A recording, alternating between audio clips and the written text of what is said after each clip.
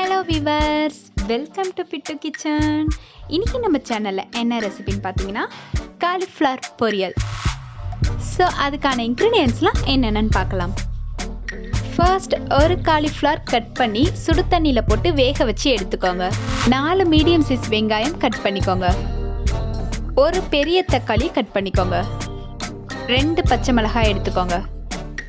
இஞ்சி பூண்டு paste 2 teaspoon, chilli powder 1 tablespoon, sambar தூள் 2 டேபிள் ஸ்பூன், உப்பு தேவையான அளவு. அவ்வளோதான், இன்க்ரீடியன்ட்ஸ்லாம் ஓவர்.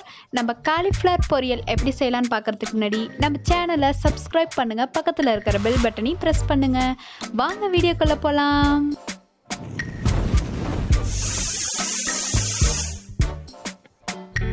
ஃபர்ஸ்ட் ஒரு கடாயில் எண்ணெய் ஆட் பண்ணிக்கோங்க. எண்ணெய் ஹீட் ஆனதும் கட் பண்ணி வச்சிருந்த வெங்காயத்தை ஆட் பண்ணி நல்லா வதக்கி விடுங்க.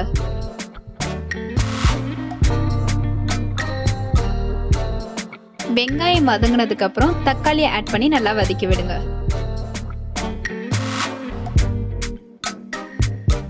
இப்போ 2 டீஸ்பூன் இஞ்சி பூண்டு பேஸ்ட் ஆட் பண்ணி நல்லா வதக்கி விடுங்க.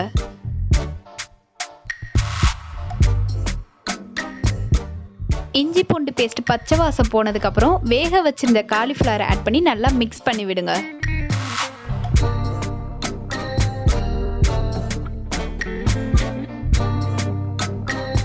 இப்போ 1 table spoon chilli powder, 2 table spoon sambar தூள், 2 பச்சை மிளகாய், உப்பு தேவையான அளவுக்கு ஆட் பண்ணி நல்லா மிக்ஸ் பண்ணி விடுங்க.